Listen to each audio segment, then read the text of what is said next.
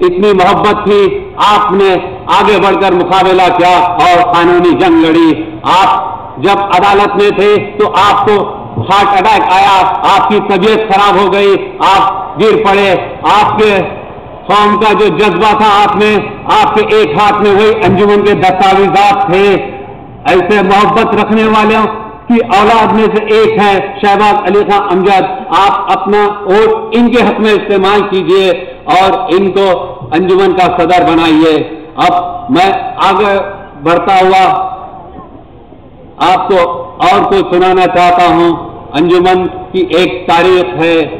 انجمن آج جو دعوے ہو رہے ہیں, میں پیرزادے میرے ساتھ ہیں, سادات میرے ساتھ ہیں. ہاں, سادات آپ کے ساتھ ہیں, پیرزادے آپ کے ساتھ ہیں.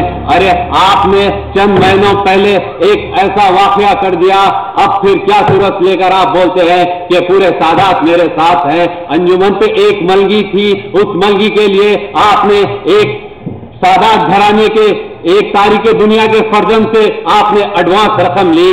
اس کے بعد 2 مہینے کے وقفے کے بعد آپ نے اس رقم کو واپس کر دیا اور یہ کہا کہ میں نے ملگی کسی اور کو دے دی. ارے کسی اور کو کس کو دی آپ نے ملگی؟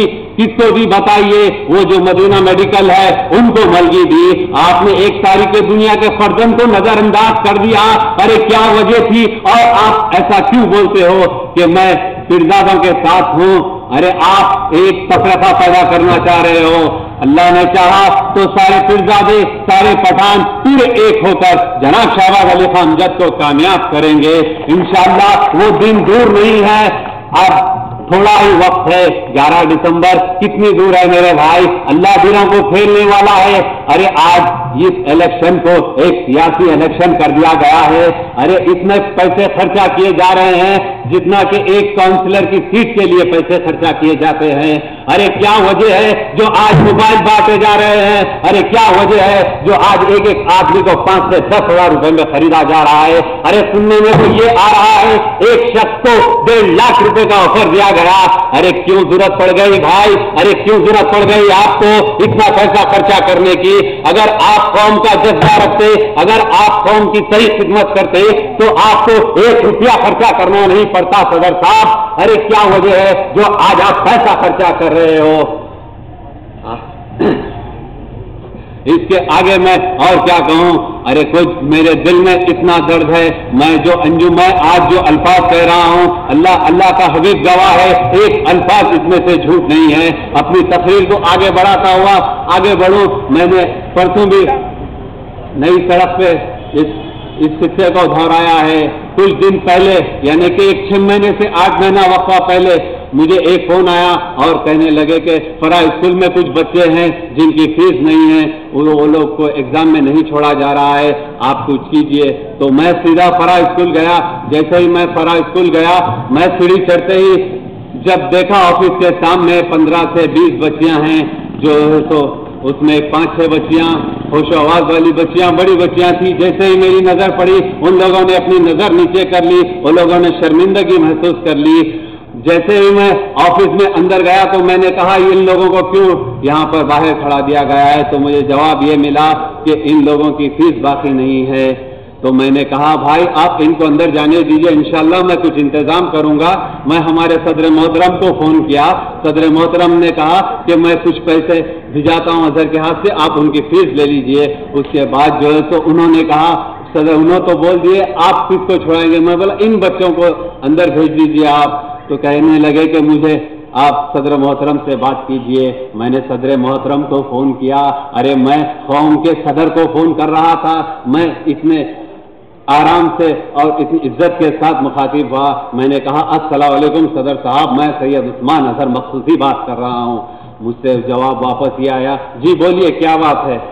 میں نے کہا کچھ بچوں کی فیس ہے, انشاءاللہ میں 2 سے 4 روز میں ادا کر دوں گا, آپ ان کو جانے دیجئے. تو مجھے جواب یہ ملا ہمارے صدر سے, ہمارے قوم کے صدر سے کہ میرے اختیار میں نہیں ہے. ارے کیا ایک ذمہ دار شخص اس طرح کا جواب دے سکتا ہے؟ آپ بتائیے, کیا ایک ذمہ دار شخص اس طرح کا جواب دے سکتا ہے؟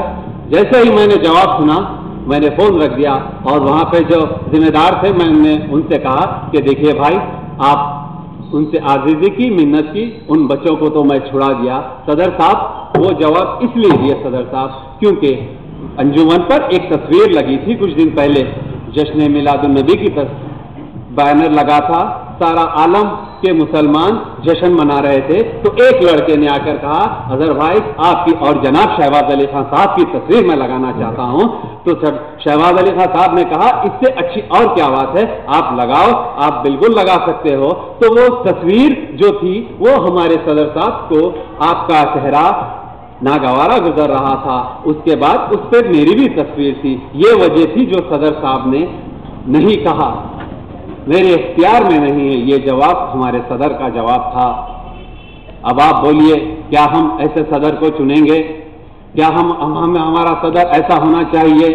ارے ہمارا صدر تو انشاءاللہ جب اللہ نے چاہا تو شہباز علی خان جب کامیاب ہو جائیں گے تو قوم کا ہر بچہ تعلیم یافتہ ہوگا, مستحقوں کو ان کا حق پورا ملے گا, بیواؤں کی کفالت ہوگی انشاءاللہ اللہ کے حبیب کے صدقے میں ہمارے امیدوار بھاری اکثریت سے کامیاب ہوں گے. میں اپنی تقریر کو ختم کرتے ہوئے ایک شعر کے ساتھ ختم کرنا چاہتا ہوں. یہ خینچیاں ہمیں کیا ڈرائیں گی, یہ خینچیاں ہمیں کیا ڈرائیں گی, ہم پروں سے نہیں حوصلوں سے پرواز کرتے ہیں, ہم پروں سے نہیں حوصلوں سے پرواز کرتے ہیں. خدا حافظ.